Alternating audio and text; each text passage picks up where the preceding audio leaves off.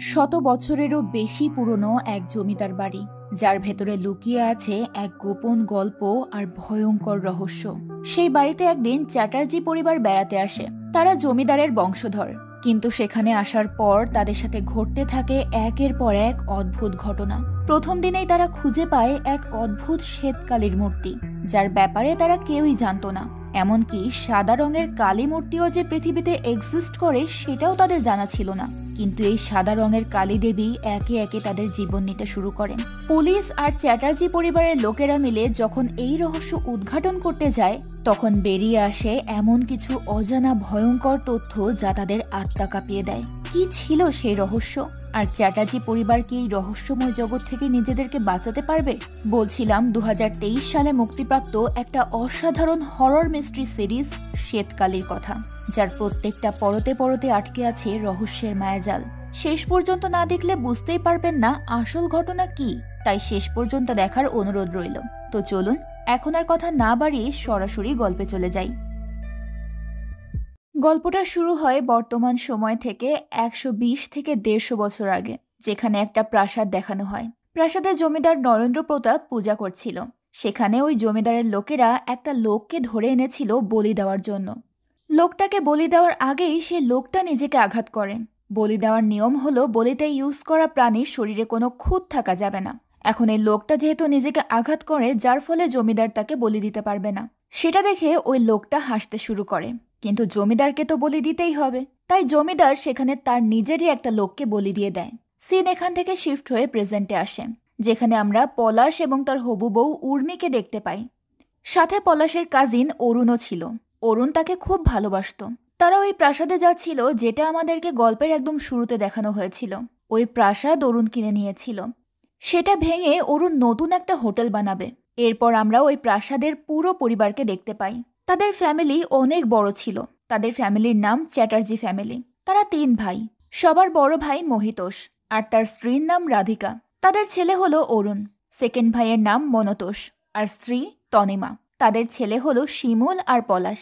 শিমুল Annie নামের একজন খ্রিস্টান মেয়েকে বিয়ে করেছিল। অ্যানি একজন অ্যাক্ট্রেস ছিল। শিমুলের ব্যাপারে বলতে গেলে সে জীবনে খুব বেশি সফল নয়, কিন্তু সে বেশিরভাগ সময়ই মদ খায়। শিমুল বেকার। অ্যানের ইনকামের টাকায় সে চলত, কিন্তু অ্যানের অ্যাক্টিংয়ের পেশাটা শিমুলের একদমই পছন্দ না। তাই তাদের মধ্যে অনেক ঝামেলা হতো। তাদের দুইজনের একটা ছেলে আছে, যার নাম বনি। মনতোষের ছেলে পলাশের সাথে উর্মির বিয়ে ঠিক হয়েছে। উর্মি মহতোষ আর তনিমার ফ্যামিলি ফ্রেন্ড সুপ্রিয় এবং মধুমতির মেয়ে। আরেক ভাইয়ের নাম প্রিয়তোষ, কিন্তু সে তাদেরই একজন হাউস অ্যাসিস্ট্যান্টের সঙ্গে রিলেশনে আছে।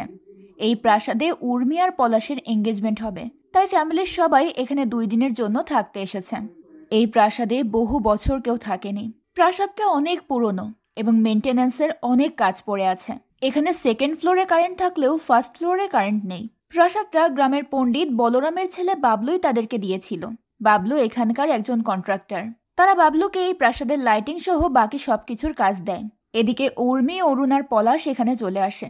তখন বনি তাদের কাছে ছুটে আসে। অরুণ বনিকে একটা পোলারয়েড ক্যামেরা দেয়, যেটাতে ফটো ইনস্ট্যান্টলি প্রিন্ট করা যায়। ক্যামেরা পেয়ে বনি অনেক খুশি হয়। পরের সিনে দেখানো হয় পলাশ উর্মিকে নিয়ে তাদের রুমের বারান্দায় যায়। উর্মির এই বাড়িটা অনেক পছন্দ হয়েছিল। তাদের রুমের সামনে গ্রামের একটা পুকুর ছিল। পলাশ বারান্দায় গিয়ে বলে, শুনেছি জমিদার নাকি এখানে দাঁড়িয়ে মেয়েদেরকে গোসল করতে দেখত। কিন্তু তখনই গোগল নামের কুকুরটা জোরে জোরে ঘেউ ঘেউ করতে থাকে, কিন্তু উর্মি তার দিকে বেশি পাত্তা দেয় না। এদিকে গ্রামের লোকেরা এই প্রাসাদ নিয়ে কথা বলছিল। তারা বলছিল এই প্রাসাদ অভিশপ্ত, যেখানে ভূত প্রেত আছে। বাবলুর সেটা বিক্রি করা উচিত হয়নি। তারা তো সাথে একটা বাচ্চাকেও নিয়ে এসেছে। এখানে কেউ বাচ্চা আনে? 200 বছর ধরে এটা বন্ধ পড়ে আছে। এটা বাবলুর বিক্রি করা একেবারেই ঠিক হয়নি। মানুষ তো জঙ্গলও পার করতো না। তখন এক লোক বলে, বড় কোনো অঘটন ঘটতে চলেছে। পরের সিনে আমরা হাউস হেল্প কাশিকে দেখতে পাই। কাশি অনেক অদ্ভুত ছিল, কিন্তু সে অ্যানির অনেক বড় ফ্যানও ছিল। কাশি হঠাৎ করেই অ্যানির রুমে আসে। অ্যানি বলে, আপনি এখানে কি করছেন? কাশি বলে, আমি আপনার অনেক বড় ফ্যান। আমি কি আপনার সাথে একটা সেলফি নিতে পারি? অ্যানি তখন এতে রাজি হয়ে যায়। কাশি তার সঙ্গে একটা সেলফি নেয়। এরপর কাশি বলে, যে কোনো প্রয়োজনে আপনি আমাকে ডাকবেন, আমি চলে আসব। অ্যানির কাশির বিহেভিয়ার একটু ডিফারেন্ট লাগে। এরপর কাশি চলে যায়। এদিকে বাবলু লোকজন নিয়ে মেনটেন্যান্সের কাজ করাতো। মাটি খোঁড়ার সময় বাবলু অদ্ভুত একটা দাঁত খুঁজে পায় এটা দেখে একটা লোক বলতে থাকে, এখানে ভূত আছে, এই দাঁতটা অনেক বড়, এটা মানুষের হতে পারে না। কিন্তু বাবলু তাকে থামিয়ে দিয়ে বলে, এই কথা যেন কেউ জানতে না পারে, এর বিনিময়ে আমি সবার টাকা বাড়িয়ে দেব। বাবলু এসব বলতে মানা করে, কারণ এইসব জানাজানি হলে অনেক সমস্যা হবে। রাতের বেলা সবাই রেস্ট করছিল, আর বনি এদিক ওদিক ফটো ক্লিক করে বেড়াচ্ছিল। তার পেছনে আমরা একটা মহিলাকে হাঁটতে দেখি। মহিলাটা হঠাৎ করেই কোথাও গায়েব হয়ে যায়। সবাই যার যার কাজ করছিল। তখনই আমরা ফ্ল্যাশব্যাক দেখতে পাই, যেখানে জমিদার নরেন্দ্র প্রতাপ কোনো কারণে নিজেরই অসুস্থ মাকে বলি দিয়েছিল।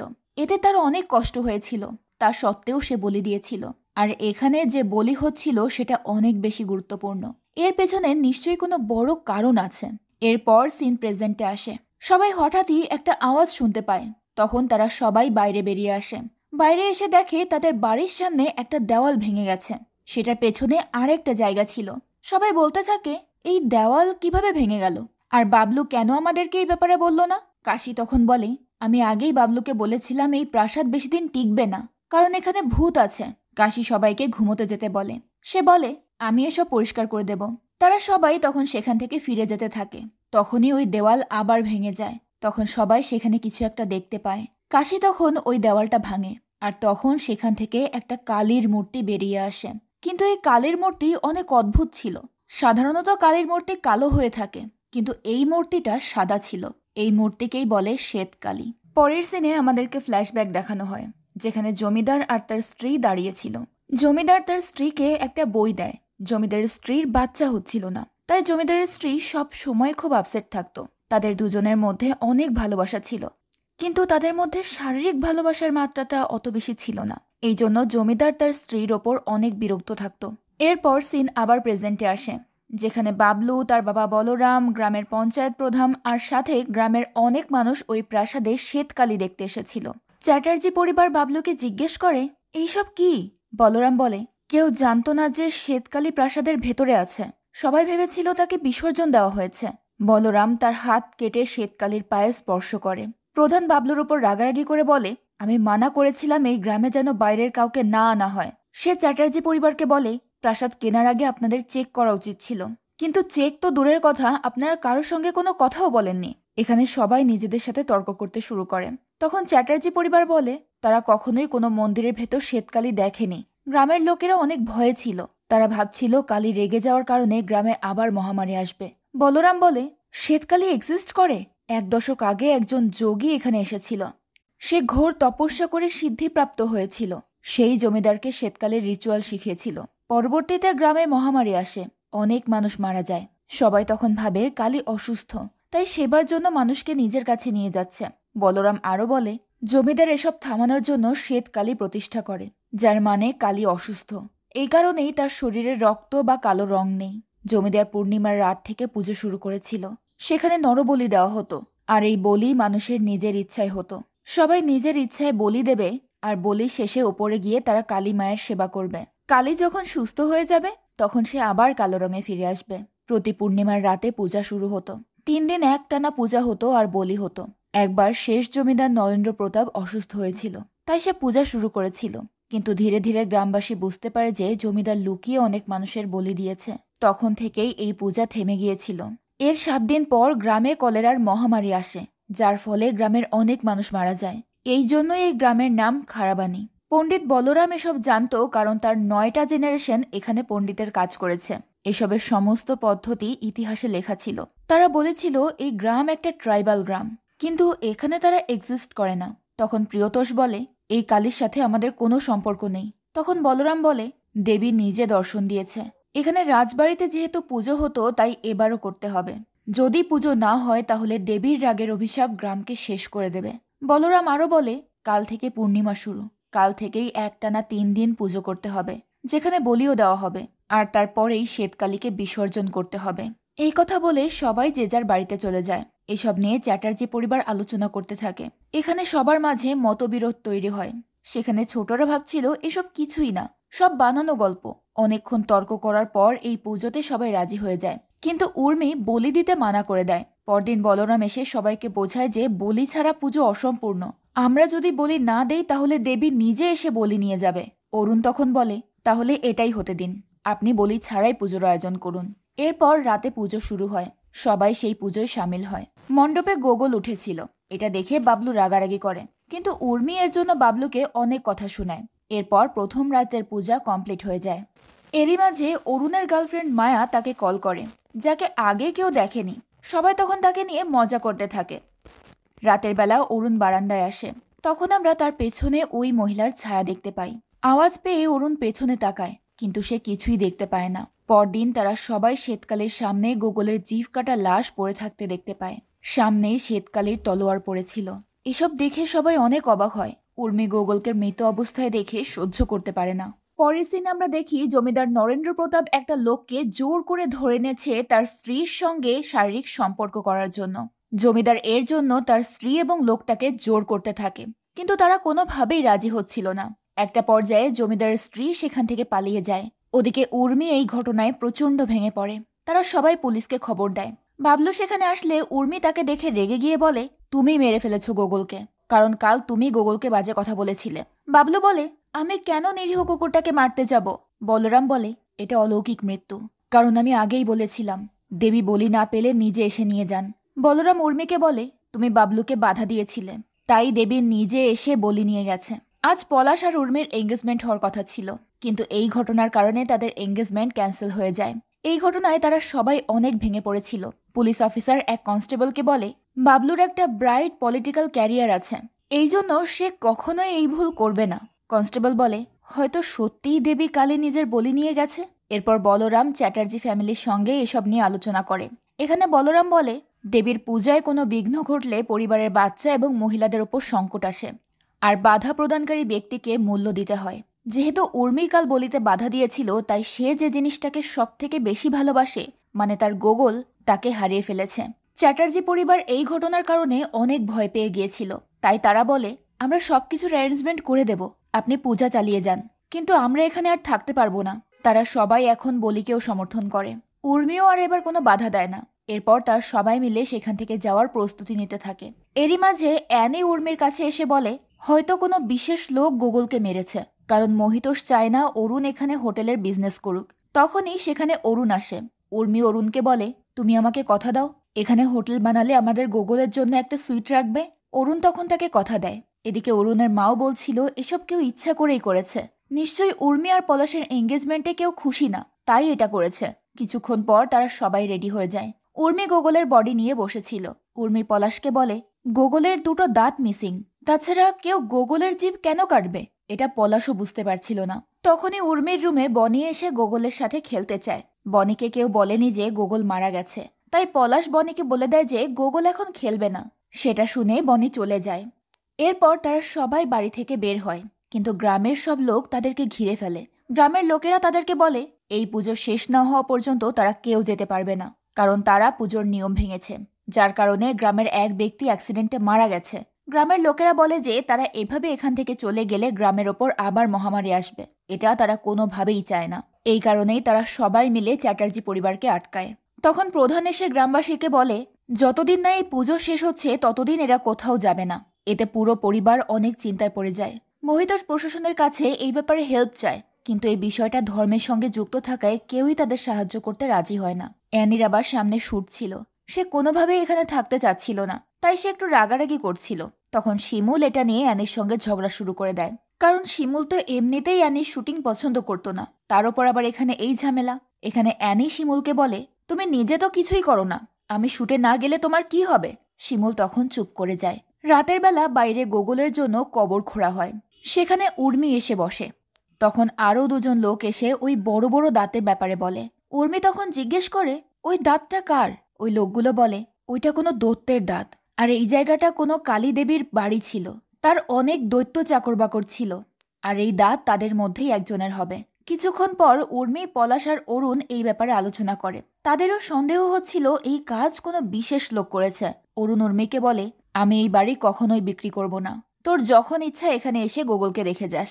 এরপর রাতে পুজো শুরু হয়, আর বলির জন্য একটা ছাগল আনা হয়। কিন্তু বলরাম বলে, এই ছাগলের তো কান কাটা, এখন একে বলি দেওয়া যাবে না। এটা শুনে গ্রামবাসী অনেক চিন্তায় পড়ে যায়। তারা ভাবতে শুরু করে এখানে কোনো না কোনো খারাপ শক্তি আছে, যে কিনা পুজো সফল হতে দিচ্ছে না, অর্থাৎ আজ আবারও কারো প্রাণ যাবে। বলরাম তখন কালীর সামনে গিয়ে জিজ্ঞেস করে, কি পেলে তুমি শান্ত হবে? এরপর আমরা রাতে আবারও একটা মহিলাকে ঘুরতে দেখি। তখন ঝর্ণা নামের এক সার্ভেন্ট ওই মহিলাটার কাছে যায়। সেখানে বোঝা যায় এই মহিলাটা একজন মানুষ। এই মহিলাটাও এই বাড়ির একজন সার্ভেন্ট, যার নাম পুষ্প। পুষ্প আর ঝর্ণা একই সঙ্গে এই বাড়িতে কাজ করত। পুষ্প কথা বলতে পারত না, আর ঘুমের ঘরে তার হাঁটার অভ্যাস ছিল। তাই ঝর্ণা পুষ্পকে নিয়ে গিয়ে রান্নাঘরে শুয়ে পড়ে। তখন সেখানে একটা ছায়া আসে। এতে ঝর্ণা ভয় পেয়ে জেগে ওঠে। ততক্ষণে ওই ছায়া গায়েব হয়ে গিয়েছিল। ঝর্ণা তখন নুপুরের আওয়াজ শুনতে পায়। ভয় পেয়ে ঝর্ণা পুষ্পকে নিয়ে অন্য জায়গায় শুতে যায়। আর তখনই কানন তাদেরকে দেখে ফেলে। কানন তাদেরকে দেখে বলে, এত রাতে এখান দিয়ে হাঁটছ কেন? ঝর্ণা বলে, এখানে আমি নুপুরের আওয়াজ পেয়েছি, কেউ এখানে আছে। কিন্তু কানন তার কথা বিশ্বাস করে না।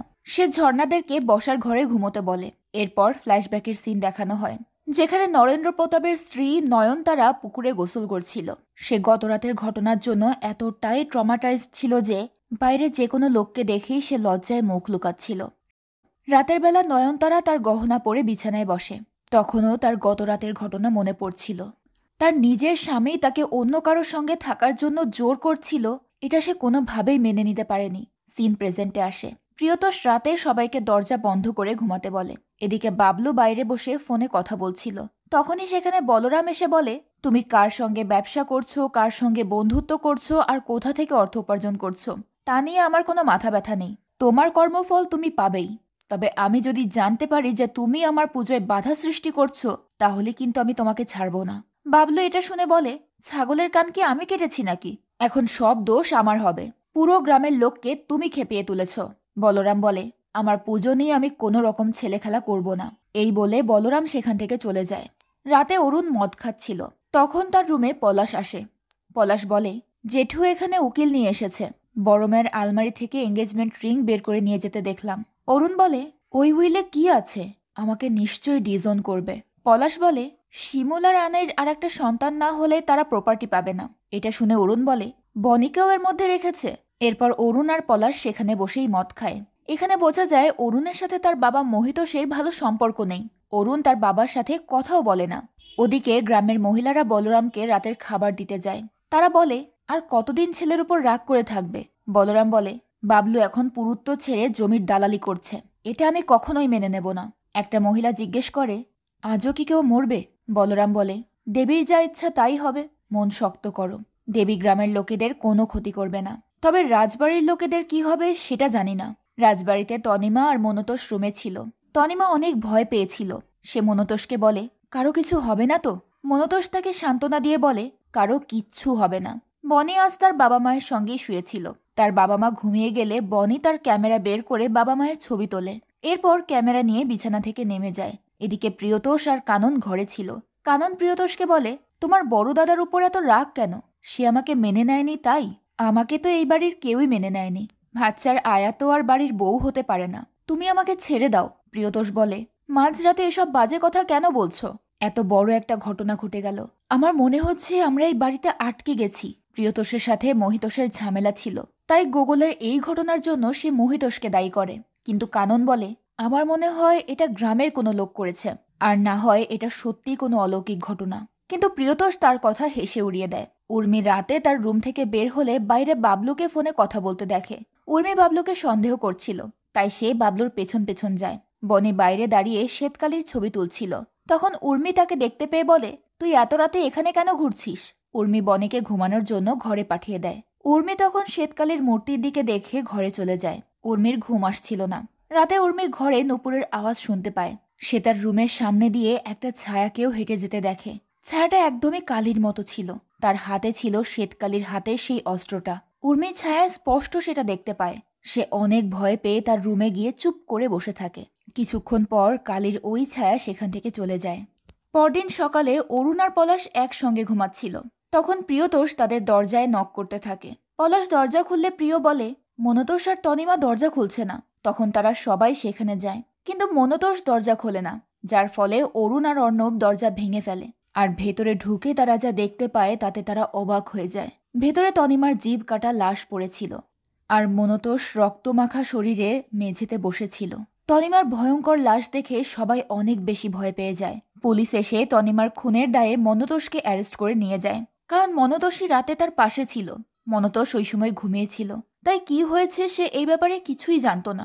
বাড়ির সবাই এই ঘটনায় অনেক ভেঙে পড়ে। প্রিয়তোষ আর মহিতোষ মনতোষকে ছাড়ানোর জন্য প্রশাসনের সঙ্গে কথা বলছিল। রাধিকা তখন অরুণকে শিমুলের কাছে যেতে বলে। এমন সময় তারা অ্যানির চিৎকার শুনতে পায়। উর্মি আর অরুণ শিমুলের রুমে যায়। শিমুল দরজা খুলছিল না। অরুণ তখন হঠাৎ করেই বমি করতে শুরু করে। এরপর অরুণ কোনোভাবে নিজেকে সামলে নিয়ে দরজা ভেঙে ভেতরে ঢুকে দেখে শিমুল চুপচাপ দাঁড়িয়ে আছে। এসব ঘটনার কারণে শিমুল অনেক বেশি ট্রমাটাইজড হয়ে গিয়েছিল। অরুণ আর অ্যানি তাকে সান্ত্বনা দেয়। এরপর তারা শিমুলকে ওষুধ দিয়ে ঘুম পাড়িয়ে দেয়। ঘর থেকে বের হয়ে উর্মি অরুণকে বলে, কাল রাতে বাবলু আমাদের বাড়ির পেছনে জঙ্গলে লুকিয়েছিল। আমাদের বাড়ির সব রুমের চাবি ওর কাছে আছে, তাই না? অরুণ বলে, হ্যাঁ। উর্মি তখন অরুণকে কাল রাতের ওই কালির ছায়ার ব্যাপারেও বলে। ওদিকে খারাবানি থানার অফিসারকে এসিপি ফোন দিয়ে এই ব্যাপারে তদন্ত করতে বলে। অফিসার তখন জানায় যে জিভটা এখনো খুঁজে পাওয়া যায়নি। অফিসার মনতোষকেই অপরাধী ভাবছিল। মনতোষ অনেক ট্রমাটাইজড হয়েছিল, যার কারণে সে পুলিশকে কিছুই বলতে পারেনি। অফিসার মনতোষকে ঘুমের ওষুধ দিয়ে রেখেছে। এদিকে উর্মির মা মধুমিতা অনেক বিচলিত ছিল। সে যে কোনোভাবে উর্মিকে নিয়ে এখান থেকে বেরিয়ে যেতে চাইছিল। তাই সে সুপ্রিয়কে এর ব্যবস্থা করে দিতে বলে। মধুমিতা বলে, এটা একটা খুনি ফ্যামিলি। এখানে আমি আমার মেয়েকে বিয়ে দেব না। আমার মেয়ে এখানে থাকতে পারবে না। সুপ্রিয় বলে, এই বিপদের দিনে আমি মনতোষকে কোনোভাবেই একা ফেলে যাব না। তখন উর্মি এসে তার মাকে বলে, তোমার বন্ধু খুন হয়েছে আর তার হাজবেন্ড জেলে। কেউ ঘরের দরজা বন্ধ করে খুন করে কি সেখানে বসে থাকতে পারে? একটা লোক খুন হয়ে গেল, কিন্তু কাকুর ঘুম ভাঙল না। কেউ কি তাহলে কাকুকে ঘুমের ওষুধ খাইয়েছিল? এসব নিয়ে এখন একটু ভাবো। কেউ আমাদেরকে একে একে মারছে। আগে এসব নিয়ে ভাবো, বিয়ের কথা পরে ভাবা যাবে। এটা বলে উর্মি চলে যায়। এদিকে রাধিকা বাড়ির দলিল ছিঁড়ছিল। রাধিকা মহিতোষকে বলে, এই উইলটা যদি পুলিশ পায় তাহলে না জানি কাকে কাকে ধরে নিয়ে যাবে।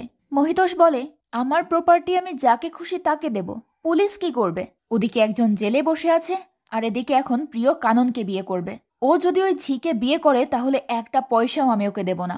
আমার সব প্রপার্টি অরুণ আর পলাশকে দিয়ে দেব। রাধিকা তখন বলে, তোমার লজ্জা করে না? তুমি বনিকে নিয়েও শর্ত রেখেছ? এটা নিয়ে রাধিকার মহিতোষের সাথে ঝগড়া লেগে যায়। মহিতোষ রাধিকার গায়েও হাত তুলতে যায়, কিন্তু রাধিকা তাকে ধাক্কা দিয়ে সেখান থেকে চলে যায়। পলাশ অনেক আপসেট ছিল, তাই উর্মি পলাশকে ঘুম পাড়িয়ে দেয়। রাধিকা উর্মিকে এই বাড়িতে বিয়ে করতে মানা করে আর তাদেরকে এখান থেকে পালিয়ে যেতে বলে। ওদিকে প্রিয়তোষ থানায় মনতোষের সঙ্গে দেখা করতে যায়। অফিসার তাকে বলে, মনতোষ দেওয়ালে মাথা ঠুকে নিজেকে আহত করার চেষ্টা করছে, কান্নাকাটি করছে। প্রিয় বলে, বাড়ির মহিলা আর বাচ্চাদেরকে অন্তত এখান থেকে যেতে দিন, ওরা তো এখানে সেফ নয়। অফিসার বলে, সেটা তো আমি জানি, কিন্তু ব্যাপারটা এখন পঞ্চায়েতের হাতে চলে গেছে। পঞ্চায়েত ছাড়বে না। তাদের ভয় হলো আপনারা চলে গেলে তাদের কেউ মরবে। তাছাড়া এক রাতেরই তো ব্যাপার। বাড়িতে বনি ভয় পেয়ে খাটের নিচে লুকিয়েছিল। পলাশ তখন তাকে দেখে সেখান থেকে বের করে আনে। বনি ভয় পাচ্ছিল যে কালি তাকেও নিয়ে যাবে, কিন্তু পলাশ বলে, তুই ভয় পাস না, তোকে আমার থেকে কেউ নিয়ে যেতে পারবে না। রাতের বেলার জন্য উর্মি আর অরুণ শাড়ি পরছিল। তারা ছদ্মবেশে বাবলুর বাড়িতে গিয়ে সার্চ করার প্ল্যান করেছে, কারণ উর্মির বাবলুকে সন্দেহ হচ্ছে। ঝর্ণা আর পুষ্প তাদেরকে শাড়ি পরতে সাহায্য করে। উর্মি আর অরুণ রাতে সবাইকে লুকিয়ে বাবলুর বাড়িতে যায়। বাবলু তখন বাড়িতে ছিল না। তারা ওই ঘরে একটা বাক্স দেখতে পায়। বাক্সটাতে তালা লাগানো ছিল।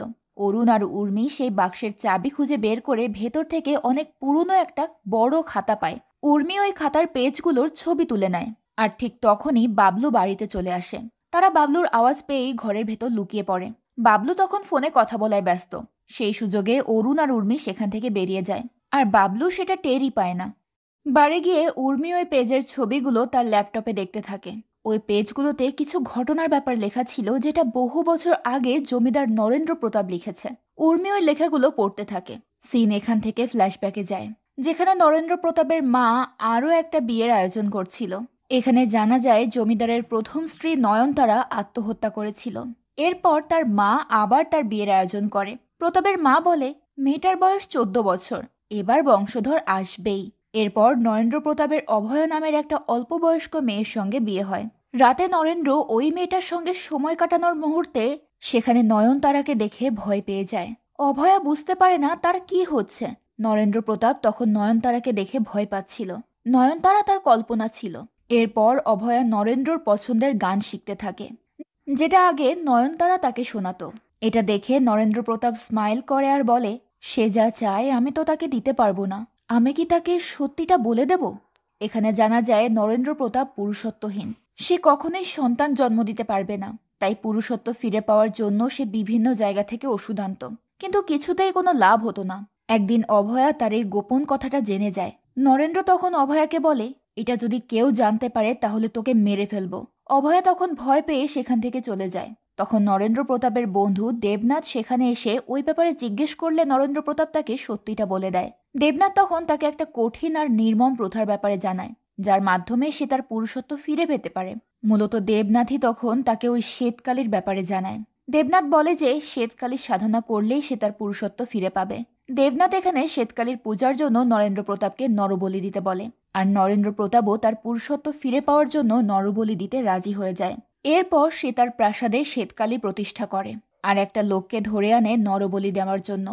কিন্তু ওই লোকটা বাঁচার জন্য ইচ্ছে করেই নিজেকে আঘাত করে, যার ফলে তাকে আর বলি দেওয়া যায় না। তখন নরেন্দ্র তার লোকেদের মধ্যে একজনকে বলি দেয়। মূলত এই সিনটাই আমরা গল্পের একদম শুরুতে দেখেছিলাম। সিন প্রেজেন্টে আসে। উর্মি ওই খাতায় এসব পড়ে জমিদারের ব্যাপারে সব জানতে পারে। সে বুঝতে পারে এই শ্বেতকালী জমিদার নরেন্দ্র প্রতাপই এই প্রাসাদে প্রতিষ্ঠা করেছিল। প্রথমে যে ব্যক্তি নরবলি দিয়েছিল সে ছিল বলরামের পূর্বপুরুষ। নরেন্দ্র প্রথমে বলি দিয়েছিল তার প্রিয় ঘোড়াটাকে, কিন্তু এতেও কালী সন্তুষ্ট হয় না, যার ফলে তার বন্ধু দেবনাথ তাকে শয্যাশায়ী মায়ের বলি দিতে বলে। কিন্তু নরেন্দ্র তাতে রাজি হয় না। উর্মি এখানে একটা ঘোড়ার ছবি দেখতে পায়। ছবিটাতে উর্মি ভালোভাবে ঘোড়ার দাঁত চেক করে। সে বুঝতে পারে মাটির নিচে পাওয়া ওই দৈত্যের দাঁতটা আসলে নরেন্দ্র প্রতাপের ঘোড়ার দাঁত ছিল। যে ব্যক্তি নরবলি দিয়েছিল তার চেহারার বর্ণনাও ওই খাতায় লেখা ছিল। এই বর্ণনাটা বলরামের চেহারার সাথে একদম মিলে যায়। সেখান থেকেই উর্মি বুঝতে পারে বলরামেরই কোনো পূর্বপুরুষ এই বলি দিয়েছিল। তখন কাশী উর্মিকে ডেকে বলে যে বলরাম তাকে ডাকছে। উর্মি তখন বলরামের কাছে গেলে বলরাম তাকে গোগলের দাঁত দিয়ে বলে, এই দাঁত দেবীর পায়ের নিচে পেয়েছি। বলরাম আরো বলে, সাবধানে থেকো, এই গ্রামের কেউ তোমাদের ক্ষতি করতে চাইছে। আমি পরে বুঝেছি, বয়স হয়েছে তাই বুঝতে একটু সময় লাগে। তখন উর্মি বলরামকে তার রুমে নিয়ে গিয়ে নরেন্দ্র প্রতাপের লেখা দেখিয়ে বলে, এগুলো নরেন্দ্র প্রতাপের লেখা। বলরাম বলে, আমি জানতাম না উনি নিজের জীবনের লিপি লিখেছেন। উর্মি বলে, এই ডায়েরিতে সবকিছু লেখা নেই, এটা ইনকমপ্লিট। আপনি তো জমিদারের ব্যাপারে অনেক কিছুই জানতেন, কিন্তু উনি কেন মানুষকে বলি দিতেন? উনি কার কার বলি দিয়েছেন, আর ওনার মৃত্যু কিভাবে হলো? বলরাম বলে, আগে বলো এখানে কি লেখা আছে? এখানে কি উনি বলির কথা লিখে গেছেন? উর্মি বলে, এখানে জমিদার লিখেছেন তার দ্বিতীয় বিয়ে থেকে। উর্মি বলরামকে নরেন্দ্র প্রতাপের সব কাহিনী বলে। এরপর জিজ্ঞেস করে, নরেন্দ্র প্রতাপ কি তার মায়ের বলি দিয়েছিলেন? বলরাম তখন চুপ করে যায়। উর্মি তাকে রিকোয়েস্ট করলে বলরাম বলে, এই প্রথম আমি কারো কাছে স্বীকার করলাম যে নরেন্দ্র প্রতাপ নিজেই নিজের মাকে বলি দিয়েছিল, আর এই প্রথায় আমার পূর্বপুরুষ সঙ্গ দিয়েছিল। উর্মি বলে, সেটা আমি খুব ভালো করেই জানি। নরেন্দ্র প্রতাপের পুরোহিত যে আপনার পূর্বপুরুষ ছিল সেটা ডায়েরি পড়লেই বোঝা যায়। আপনি যেহেতু সব জানতেন তাহলে আমাদেরকে কেন সাবধান করলেন না? বলরাম বলে, তুমি কি বিশ্বাস করতে? উর্মি বলে, পৃথিবীতে কোনো ঈশ্বর প্রাণ বলি দিলে যে সন্তুষ্ট হয় এটাও আমি মানি না, কিন্তু আপনি তো এটা বলেছেন। বলরাম বলে, ঠাকুর বংশ প্রতিজ্ঞাবদ্ধ। যেদিন আমি দীক্ষা নিয়েছিলাম সেই দিনই আমি প্রতিজ্ঞা করেছিলাম যে গঙ্গাচরণে নরবলির কথা আজীবন গোপন রাখব। বাবলু দীক্ষা নেয়নি, তাই সে জানেও না তার পূর্বপুরুষ নরবলি দিত। আজ আমি প্রথম এই প্রতিজ্ঞা ভাঙলাম। বলরাম আরও বলে, ঠাকুরদের কাছে নরেন্দ্র প্রতাপের অনেক গল্প শুনেছি। তিনি একজন বিচিত্র মানুষ ছিলেন, কিন্তু আজও আমি জানি না তিনি সরল মানুষ ছিলেন নাকি মহাপাপী। বলরাম নরেন্দ্র প্রতাপের কাহিনী বলতে শুরু করে। সে বলে, গ্রামের লোকেদের বলি দিয়েও যখন লাভ হলো না তখন দেবনাথ নরেন্দ্র প্রতাপকে আরও একটা কঠিন বলি দিতে বলল, আপনজনের বলি। মায়ের বলি দেওয়ার আগেই নরেন্দ্র প্রতাপ খুব ক্ষিপ্ত হয়ে উঠেছিলেন, কারণ তিনি নিজের মাকে খুব ভালোবাসতেন। পূর্ণিমা যত এগিয়ে আসে নরেন্দ্র প্রতাপ নিজের শয্যাশায়ী মায়ের সেবা যত্ন করতে থাকেন। ব্যস্ত হয়ে ওঠেন মাকে সেবা করার জন্য। একদিকে নরেন্দ্র প্রতাপ বলির আয়োজন করছিল আর অন্যদিকে দেবনাথ নরেন্দ্র প্রতাপের স্ত্রীর সঙ্গে রাত কাটাচ্ছিল। এখানে ফ্ল্যাশব্যাকে দেখানো হয় নরেন্দ্র প্রতাপ যেদিন তার মায়ের বলির আয়োজন করে সেদিন দেবনাথ অভয়ার সঙ্গে রাত কাটায়। নরেন্দ্র প্রতাপের ম্যানেজারও দেবনাথের সঙ্গে যুক্ত ছিল। সে দেবনাথকে বলে, আজ নরেন্দ্র প্রতাপ মায়ের বলি দিয়ে জ্ঞানশূন্য হয়ে পড়বেন। আপনারা আজই এখান থেকে বেরিয়ে পড়ুন, আর দেরি করবেন না। প্রতাপ এদিকে তার মাকে বলির মণ্ডপে নিয়ে গিয়ে অনিচ্ছা সত্ত্বেও তার বলি দেয়, আর অন্যদিকে দেবনাথ অভয়াকে নিয়ে বেরিয়ে যায়। নিজের মাকে বলি দিয়ে নরেন্দ্র প্রতাপ অনেক কষ্ট পায়। সে তার মায়ের রক্তের সামনে বসে পড়ে। তখন গ্রামের লোকেরা প্রাসাদের দিকেই আসছিল।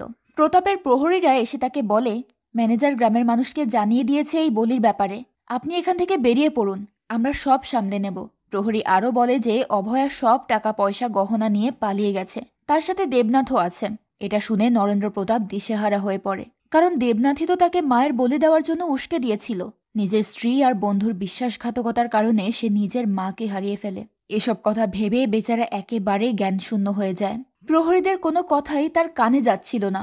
নিজের পুরুষত্ব ফিরে পেতে গিয়ে নরেন্দ্র প্রতাপ নিজের সবকিছু হারিয়ে ফেলে। দেবনাথ এই সবকিছু প্ল্যান করেই করেছিল।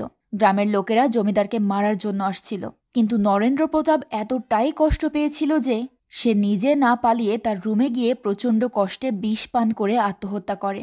সিন প্রেজেন্টে আসে। উর্মি বলে, দেবনাথ বলল মাকে বলে দিলে তিনি পুরুষত্ব ফিরে পাবেন, আর এটাই তিনি মেনে নিলেন। আমি তো ভেবেছিলাম নরেন্দ্র প্রতাপের ইতিহাস থেকে কাকিমার খুনের কোনো ক্লু পাবো, কিন্তু সে কতটা বুদ্ধিহীন হলে নিজের মাকে বলে দিতে পারে। বলরাম বলে, ভাবো কতটা নিরুপায়, কতটা ব্যর্থ আর কতটা দুর্বল হলে মানুষ নিজের মাকে বলি দেয়। পুরুষত্বের জন্য বলির নিয়ম লেখা আছে। পূর্ণিমা থেকে পরপর 3 রাত 3টি বলি দিতে হয়। প্রথমে বলি দিতে হয় পোষ্য। নরেন্দ্র প্রতাপ নিজের প্রিয় ঘোড়াকে বলি দিয়েছিল। বলি দেওয়ার পর সেই বলির প্রাণীর জিভ মধুতে চুবিয়ে খেতে হয়। দ্বিতীয় বলি প্রিয় নারী, নরেন্দ্র প্রতাপের মা, জিভ আবার মধুতে চুবিয়ে খেতে হবে। আর তৃতীয় বলি হলো প্রিয় পুরুষ। কিন্তু তৃতীয় বলিটা নরেন্দ্র প্রতাপ দিতে পারেনি। যেহেতু পুরুষের যৌনাঙ্গ আর জিভ একই মাংসপেশি দিয়ে গড়া, তাই পুষ্পরস দিয়ে জিভ খেলে পেশি বেশি বলিষ্ঠ হয়। এই কথাই বলেছিল দেবনাথ। খুব বুদ্ধিহীন শোনাচ্ছে, তাই না? উর্মির তখন গোগল আর তার কাকিমার লাশের কথা মনে পড়ে, কারণ তাদের জিভ তো গায়েব ছিল। উর্মি বলে, তার মানে আজ রাতে আরেকটা বলি হবে। বলরাম বলে, আমি এখনো বিশ্বাস করি দেবী নিজের বলি নিজেই নিয়ে গেছেন, কিন্তু এটাও সত্যি যে তোমরা বিপদে আছো। এখানে বদ মতলবের লোক আছে। তবে যারা মারা গেছে তারা শুধু তোমার পরিবারের প্রিয়জন, গ্রামের কেউ নয়। যদি আমি ঠিক হই তাহলে তোমার মা নিজেই বলি দিয়ে যাচ্ছেন, আর যদি তুমি ঠিক হও তাহলে তোমার পরিবারের কেউ বলি দিচ্ছেন। উর্মি এসব শুনে অবাক হয়ে যায়। রাতের বেলা সবাই এক রুমে ছিল। তখন প্রিয়তোষ আর মহিতোষের মধ্যে উইলের বিষয়টা নিয়ে ঝামেলা শুরু হয়। মহিতোষ বনিকে প্রপার্টির সাথে শর্তে রেখেছিল। এটা নিয়ে তাদের মধ্যে কথা কাটাকাটি হচ্ছিল। এখানে জানা যায় যে বনি পলাশ আর অ্যানের নিজের সন্তান নয়, তাই মহিতোষ বনির নামে এই শর্ত রেখেছিল। কারণ বনি তো এই ফ্যামিলির কেউ নয়। অ্যানি আর পলাশ তাদের নিজেদের সন্তান জন্ম দিলে তবে এই প্রপার্টি পাবে। এসব জানতে পেরে উর্মির এই বলির ঘটনার জন্য পলাশকে সন্দেহ হয়, কারণ পলাশেরও তো নিজের সন্তান হচ্ছিল না। তাই পলাশ তার প্রিয় পোষ্য গোগল আর প্রিয় নারী নিজের মাকে বলে দিয়েছে। উর্মি এসব অরুণের সঙ্গে শেয়ার করে, কিন্তু অরুণ তাকে বলে, তুই একজন ডক্টর, এসব বিশ্বাস করিস না, আমাদের একটু মাথা ঠান্ডা করে ভাবতে হবে। উর্মি অরুণকে বলে, প্রথমে পোষ্য তারপর মা, সবক্ষণ একই প্যাটার্নে রিপিট হচ্ছে। অরুণ তখন বলে, তোর মাথায় এসব কে ঢোকাচ্ছে? ওই বলরাম, সেই সব কিছু জানতো, কিন্তু আমাদেরকে কিছুই বলেনি। যদি আমি এসব হাইপোথেটিক্যালি ধরেও নেই, তাহলে আজ রাতে তো আবারও কারো না কারো, অর্থাৎ কোনো পুরুষের বলি হবে। আর সব থেকে ইজি টার্গেট কে হতে পারে? বনি। এসব শুনে উর্মির পলাশের প্রতি সন্দেহ আরও গাঢ় হতে থাকে। রাতের বেলা বলির আয়োজন করা হয়েছিল, কিন্তু আজ বলির পাঠা আর কাশি দুজনেই নিখোঁজ হয়ে যায়। বারান্দায় দাঁড়িয়ে পলাশ মদ খাচ্ছিল আর নিচে গ্রামের লোকেদের কথা শুনছিল। এদিকে ডক্টর প্রিয়তোষ আর মহিতোষকে জানায় যে মনতোষ পাগল হয়ে যাচ্ছে, তার ট্রিটমেন্ট চলছে। তারা ঘরেই আসছিল তখন রাধিকা সেখানে অজ্ঞান হয়ে যায়। রাধিকাকে সবাই মিলে বসার ঘরে নিয়ে আসে। সেখানে ডক্টর তাকে ঘুমের ওষুধ দিয়ে দেয়। ডক্টর অরুণকে দেখে বলে, আপনাকে খুব অসুস্থ লাগছে, ইমোডিয়ামটা খাচ্ছেন না? অরুণ বলে, হ্যাঁ খাচ্ছি তো। ডক্টর একটা এনজাইটির ওষুধ লিখে দিতে চাইলে অরুণ মানা করে দেয়। উর্মি সবাইকে ঢালা বিছানা করে বসার ঘরেই ঘুমোতে বলে। উর্মি অনেক আপসেট ছিল। সে গোগল আর তার কাকিমার কথা ভেবে কাঁদতে শুরু করে। তখন পলাশ আর বনি তার কাছে আসে। এরপর বনি বলরামের কাছে যায়। বলরাম বাইরে শ্বেতকালীর কাছে ছিল। সেখানে উর্মি বলে, আপনার মা নিশ্চয়ই পাহারাদার আর বলিকে একসঙ্গে নিয়ে যাননি? বলরাম বলে, কিছু কাজ ঈশ্বর করেন না, যা শুধু মানুষ করে। উর্মি বলে, ঠিক এটাই আমি আপনাকে বোঝানোর চেষ্টা করছিলাম। আজ রাতে হয়তো আরও একটা খুন হবে। সেই খুনটা আটকাতে আপনি কি আমাকে সাহায্য করবেন? বলরাম তাকে বলে, গোগলের মৃত্যুর জন্য আমি তোমাকে দায়ী করেছিলাম, আমাকে ক্ষমা করে দিও। আমি মনে মনে বিশ্বাস করেছি দেবী তার বলি নিয়েছেন। আমি এটাও ভেবেছিলাম যে নরেন্দ্র প্রতাপের আত্মা এসেছে তার 3টা বলি সম্পূর্ণ করতে। প্রতিজ্ঞা রক্ষার্থে আমি তা বলিনি, কিন্তু আজ রাতে আর কেউই মরবে না। আমি তোমাকে কথা দিচ্ছি, তুমি যা বলবে আমি তাই করব। রাতে সবাই একসাথে ঘুমিয়েছিল। তখন অরুণকে কল করে জানানো হয় যে মনতোষকে হসপিটালে ভর্তি করা হয়েছে। এটা শুনে অরুণ পলাশকে নিয়ে হসপিটালের উদ্দেশ্যে বেরিয়ে যায়। তাদের বের হওয়ার পর উর্মিও উঠে পড়ে। পলাশ আর অরুণ জঙ্গলের রাস্তা দিয়ে যেতে থাকে। জঙ্গল থেকে বের হওয়ার পর আমরা সেখানে বাবলুকে দেখতে পাই। উর্মি বাইরে বের হয়ে পুলিশ কনস্টেবলের কাছে যায়। সে আগে থেকেই পুলিশের ব্যবস্থা করে রেখেছিল। পুলিশ কনস্টেবল বলে পলাশ আর অরুণ সেখানে আসেনি। তখন উর্মি বলে তারা হয়তো জঙ্গলের রাস্তা দিয়ে গেছে। তখন উর্মি ওই পুলিশের সঙ্গে জঙ্গলের রাস্তায় যায়। অরুণ আর পলাশ ঘন জঙ্গলের ভেতর ঢুকে যায়। এদিকে উর্মিও তাদেরকে খুঁজতে এসেছিল। উর্মি তাদেরকে জঙ্গলের রাস্তায় খুঁজে পায় না। পুলিশ তাকে জানায় যে তারা এই রাস্তা দিয়ে বের হয়নি, হয়তো অন্য রাস্তা দিয়ে গেছে। উর্মি বলে আমাদেরকে খুব দ্রুতই তাদেরকে খুঁজে বের করতে হবে। এদিকে অরুণ পলাশকে নিয়ে জঙ্গলের একদম গভীরে চলে যায়। সেখানে অরুণ পলাশকে বলে তোর মনে আছে ছোটবেলায় উর্মি একটা বাড়িতে ভাড়া থাকতো? তোরা দুজন ঝোপের পেছনে গিয়ে কি কি করতি আর ভাবতি কেউ দেখতে পাচ্ছে না। এই জায়গাটা একদম সেরকমই লাগছে। পলাশ কিছুই বুঝে উঠতে পারছিল না অরুণ এসব কি বলছে। এদিকে পুলিশ উর্মিকে জিজ্ঞেস করে আপনি এসব কখন বুঝলেন? উর্মি বলে ডক্টর যখন বলেছিল যে অরুণ কোনো ওষুধ খাচ্ছে তখন অরুণদার ফুড পয়জনিং হয়েছিল। এটা কেউ খেয়াল করেনি, কারণ সবাই কাশি আর ছাগল মিসিংয়ের ব্যাপার নিয়ে ব্যস্ত ছিল। সে এমন কিছু একটা খেয়েছিল যেটা সে সহ্য করতে পারেনি, তাই ডক্টর থেকে লুকিয়ে সে ইমোডিয়াম মেডিসিনও নিয়েছিল। পুলিশ তাকে জিজ্ঞেস করে আপনি কিভাবে জানলেন এটা ফুড পয়জনিং এর ওষুধ? উর্মি বলে কারণ আমি একজন ডক্টর। এখানেই এই সিরিজের সবচেয়ে বড় টুইস্ট রিভিল হয়। এতক্ষণ আমরা ভাবছিলাম আসল অপরাধী পলাশ, কিন্তু আসল অপরাধী তো অরুণ। তনিমা যেদিন মারা যায় সেদিন পলাশের দরজা খুলতে গিয়েও অরুণ বমি করে দিয়েছিল। আসলে অরুণই তনিমার জিভ খেয়েছিল, যার কারণে তার ফুড পয়জনিং হয়েছে। সে লুকিয়ে ডক্টরের কাছ থেকে ওষুধ নিয়েছিল যাতে কেউ তাকে সন্দেহ না করে, কিন্তু উর্মি সেটা ধরে ফেলেছে। আর এখন অরুণ মিথ্যে কথা বলে পলাশকে জঙ্গলে নিয়ে এসেছে তার 3 নম্বর বলি সম্পন্ন করার জন্য। তাই উর্মি অরুণকে খুঁজতে খুঁজতে পুলিশকে নিয়ে জঙ্গলে এসেছে।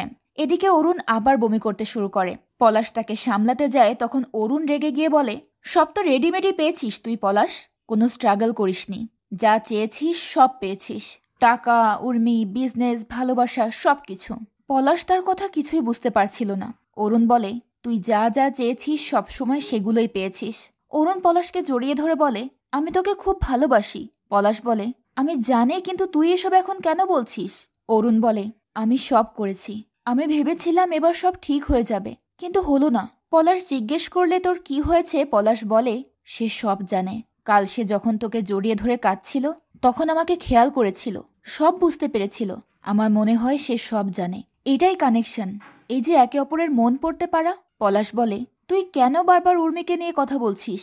এখানে অরুণের কথার মাধ্যমে জানা যায় যে অরুণ পুরুষত্বহীন। সে 7 বছর ধরে অনেক চিকিৎসা করা সত্ত্বেও সুস্থ হয়নি। অরুণ এখানে বলে সে উর্মিকে ছোটবেলা থেকেই ভালোবাসে। এদিকে উর্মিও তাদের দিকেই আসছিল। এখানে ফ্ল্যাশব্যাকে দেখানো হয় রাতে যখন রাধিকার সাথে উর্মি ছিল তখন অরুণের ফোনে মায়া কল করেছিল। সেখানে উর্মি জানতে পারে যে মায়া নামের আসলে অরুণের কোনো গার্লফ্রেন্ডই নেই। অফিসের একটা লোকের নাম্বার অরুণ মায়া নামে সেভ করে রেখেছিল, যে তাকে প্রতি রাতে কল করে অফিসের ব্যাপারে আপডেট দিত। সিন প্রেজেন্টে আসে। অরুণের ফোনে তখন মায়া আবার কল করে। অরুণ তার ফোন লাউডে দেয়। পলাশও তখন মায়ের নাম্বার থেকে কোনো পুরুষ লোকের কণ্ঠ শুনে এই ব্যাপারে অরুণকে জিজ্ঞেস করে। তখন অরুণ বলে মায়া নামের আসলে কেউ নেই রে, আমি ছোটবেলা থেকেই উর্মিকে ভালোবেসেছি। অরুণ বলে তুই আমাকে পাগল ভাবতে পারিস, কিন্তু আমি যদি পাগল হতাম তাহলে 14 বছর আগেই হতে পারতাম। যখন আমি রিয়েলাইজ করলাম আমার শারীরিক সক্ষমতা নেই, 14টা বছর আমি ঘুমাতে পারিনি, কিন্তু আমি তোর সাথে এটা হতে দেব না। তাই তো মা, মেজো কাকা আর তোর খাবারে ঘুমের ওষুধ মিশিয়েছিলাম। পলাশ তখন অরুণকে বলে তুই মাকে মেরেছিস? এটা জানতে পেরে পলাশ অনেক উত্তেজিত হয়। সে অরুণকে চেপে ধরে। অরুণ তখন তাকে ধাক্কা দেয়। পলাশ তখন বাবলুর ওপর গিয়ে পড়ে। বাবলু অরুণের সাথে ছিল আর সে সবকিছুই জানত। অরুণ পলাশের সামনেই বাবলুকে মেরে ফেলে। এটা দেখে পলাশ অনেক ট্রমাটাইজড হয়ে যায়। অরুণ তখন তার জিভ কাটতেই যাবে তখনই উর্মি সেখানে পুলিশ নিয়ে চলে আসে। পুলিশ তখন অরুণকে ধরে ফেলে। অরুণ উর্মিকে দেখে বলে আমি তোকে ভালোবাসি উর্মি, আমি ছোটবেলা থেকেই ভেবে এসেছি যে তুই আমার লাইফ পার্টনার হবি। আমি জানি তুইও আমাকে ভালোবাসিস, আমি এই সব কিছু তোর জন্য করেছি। উর্মি জিজ্ঞেস করে তুমি গোগল আর মেজমাকে মেরেছ আমাকে ভালোবেসে? তোমার মানসিকতা এত ছোট আর নিকৃষ্ট যে তুমি পাগল হয়ে গেছো। পুরুষত্বের আসল মানে বোঝো? অরুণ সত্যিই একেবারে পাগল হয়ে গিয়েছিল, তাই তার কানে উর্মির কোনো কথাই যাচ্ছিল না। অরুণ বলে ছোটবেলায় তোর লেকের ধারের বাড়িটা খুব পছন্দ ছিল, শিফট করার সময় তুই অনেক কান্না করেছিলি, মনে আছে? আমি ওই বাড়িটা তোর জন্য কিনেছি। উর্মি বলে মানুষ হওয়ার থেকে পুরুষ হওয়াটা তোমার কাছে এত বেশি জরুরি হয়ে গেল? অরুণ বলে ওই বাড়িটা আমি তোর জন্য কিনেছিলাম, এখন দেখ আমার ভাগ্য, এখানে এসে শ্বেতকালীর মূর্তি পেলাম, নরেন্দ্র প্রতাপের ডায়েরি পেলাম, এরপর মূর্তিটা লুকালাম। আমি সবাইকে এখানে নিয়ে এলাম শুধু তোর জন্য। আমি তোকে অনেক ভালোবাসি। আমি দুজনকে বলে দিয়েছি, এখন শুধু পলাশকে মারব। পলাশকে মারলেই আমি ঠিক হয়ে যাব। উর্মি তখন বলে, তুমি নিজেই তোমার থার্ড বলি, কারণ তুমি নিজেই নিজেকে মেরে ফেলেছ। অরুণ পলাশকে মারতে যায়, কিন্তু উর্মি তাকে ধাক্কা দিয়ে সরিয়ে দেয়। এরপর পুলিশ অরুণকে অ্যারেস্ট করে সেখান থেকে নিয়ে যায়। যেতে যেতে অরুণ উর্মিকে চিৎকার করে বলতে থাকে, আমি তোকে ভালোবাসি। উর্মি তখন পলাশকে জড়িয়ে ধরে কাঁদতে থাকে। পরের সিনে আমরা দেখি এসব জানতে পেরে রাধিকা আর মহিতোষ দুজনেই অনেক শকড হয়ে গিয়েছে। রাধিকা অরুণের জামা কাপড় নিয়ে বসেছিল, আর মহিতোষ এক জায়গায় চুপ করে বসেছিল। এই ঘটনায় বাড়ির সবাই অনেক শকে ছিল। কেউই মেনে নিতে পারছিল না অরুণ এসব করেছে। পরের সিনে দেখানো হয় বাড়ির সবাই গোগলের কবরের সামনে বসে আছে। তখন পুলিশ এসে পলাশকে কিছু কাগজপত্র দিয়ে সেগুলোতে সাইন করতে বলে। বলরাম সেখানে এসে শ্বেতকালীর ভাসানের ব্যাপারে বলে। বলরাম ও বাবলুকে হারিয়ে অনেক ভেঙে পড়েছিল। উর্মি তাকে সরি বলে। তখন বলরাম বলে, এতে কারো কিছু করার নেই। আমি বাবলুকে বলেছিলাম যে যেমন কাজ করবে তেমন ফল পাবে। বলরাম কাঁদতে কাঁদতে বলে, তোমাদের বাড়ির এত ক্ষতির জন্য আমার ছেলে দায়ী। আমি কিছুই করতে পারলাম না। উর্মি বলে, আপনার হেল্প ছাড়া পলাশকে বাঁচাতেও পারতাম না। ফ্ল্যাশব্যাকে দেখানো হয় বলরাম উর্মির কথায় পুলিশকে কল করে বলেছিল সে যেন অরুণকে কল করে বাইরে বের করে আনে। সিন প্রেজেন্টে আসে। পুলিশ অফিসার বলে, ঠাকুর সাহেবের কথা মতো আমি অরুণ বাবুকে ফোন করে রাজবাড়ি থেকে বের করে আনি, তারপরে জঙ্গলে পাহারা বসাই। উর্মি বলে, আমি ভেবেছিলাম অরুণদা বনিকে নিয়ে যাবে, কিন্তু সে তো পলাশকে ডেকে নিয়ে গেল। আর তখনই আমার কাছে পুরো বিষয়টা ক্লিয়ার হলো। এখানে ফ্ল্যাশব্যাকে দেখানো হয় কিভাবে অরুণ গোগলকে মেরেছিল। গোগল যেহেতু অরুণকে চিনত, তাই সে কোনো চিৎকার করেনি। গোগলকে মারার পর কালীর অস্ত্রে অরুণ নিজেই রক্ত লাগিয়ে দেয়, যাতে সবাই ভাবে শ্বেতকালী এই কাজ করেছে। এরপর ঘরে ফিরে পলাশকে উর্মির কাছে পাঠায় প্রপোজ করার জন্য। উর্মি এই সব কিছুই পলাশকে বলেছিল। এসব শুনে পলাশ বলে, আমি এসব একবার টেরও পেলাম না। উর্মি বলে, কারণ অরুণ তোমাকে ঘুমের ওষুধ দিয়েছিল। আসলে ওই রাতে যখন অরুণ আর পলাশ মদ খাচ্ছিল, তখন অরুণ মদের সাথে পলাশকে ঘুমের ওষুধ দিয়েছিল, যার ফলে তনিমাকে মারতেও তার খুব একটা অসুবিধা হয়নি।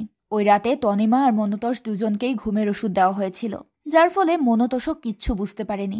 পুলিশ বলে, পেছনের গুদামে খুঁজতে খুঁজতে আমরা মধুর বয়াম পাই, যেটাতে রক্ত লেগেছিল। উর্মি বলে, এজন্যই মেজমার মারা যাওয়ার দিন অরুণ বমি করেছিল। মেজমার জিভ খেয়ে তার ফুড পয়জনিং হয়েছিল, তাই সেই ইমোডিয়ামও নিয়েছিল। সেন কাকু যখন কল করতো তখন অরুণ মিউট করে কথা বলতো, আর আমরা ভাবতাম মায়া কল করেছে। উর্মি বলে, আরও একটা বড় প্রমাণ আছে, সেটা হলো 5টা হাত। বনের ক্যামেরায় তোলা শ্বেতকালীর একটা ছবিতে শ্বেতকালীর মূর্তিতে 4টা হাতের জায়গায় উর্মি 5টা হাত দেখেছিল, যেখানে একটা হাত ছিল অরুণের। উর্মি তার হাতে থাকা বার্থমার্ক দেখে বুঝতে পেরেছিল যে সেটা অরুণ। পলাশ বলে, সে টোটালি পাগল ছিল। উর্মি বলে, অরুণের পাগলামিকে সায় দিয়েছিল বাবলু। এখানে ফ্ল্যাশব্যাকে দেখানো হয় উর্মি ঘরের সামনে সেদিন যে কালির ছায়া দেখেছিল সেটা আসলে বাবলু ছিল। উর্মি বলে, বাবলুই কাশিকে বলেছিল বলির পাঠা সরাতে। এরপর পুলিশ শ্বেতকালীর মূর্তি গাড়িতে তুলে ফেলে। বলরাম তাদেরকে বিদায় দিয়ে মূর্তির কাছে যাচ্ছিল। তখন উর্মি তাকে ডেকে বলে, আপনার ঠাকুরকে কিন্তু আমি বিশ্বাস করি। কাল রাতে আমি আপনার মায়ের কাছে আশীর্বাদ নিতে গিয়েছিলাম, তারপরেই বেরিয়েছিলাম, আর সেই কারণেই আমার মনের ভেতর একটা অদ্ভুত জোর পেয়েছিলাম। বলরাম বলে, সবাই যদি তোমার মতো মনের জোর চাইতো, তাহলে কি দেবী কখনো কাউকে ফেরাতো? মানুষের লোভ মেটানোর ক্ষমতা দেবীর নেই। এটা বলে বলরাম চলে যায়। এরপর চ্যাটার্জি পরিবার বাড়ি ফিরে যায়। বনি রাস্তা থেকে একটা কুকুরছানা তুলে সাথে করে নিয়ে যায়, আর ওই রাজবাড়িটা ফাঁকা পড়ে থাকে। আর এখানেই এই সুন্দর গল্পটা শেষ হয়। কথাটা কিন্তু আসলেই সত্যি। মানুষের লোভ আর উচ্চাকাঙ্ক্ষা যে তাকে কতটা ভয়ঙ্কর বানিয়ে দেয়, সেটা সে নিজেও আন্দাজ করতে পারে না। এই কারণে আমাদের সব সময় অতিরিক্ত লোভ করা থেকে বিরত থাকা উচিত। আপনাদেরও কি সেটাই মনে হয়? কমেন্ট করে জানাবেন কিন্তু। আজকের মতো বিদায় নিচ্ছি। দেখা হবে পরের ভিডিওতে। আল্লাহ হাফেজ।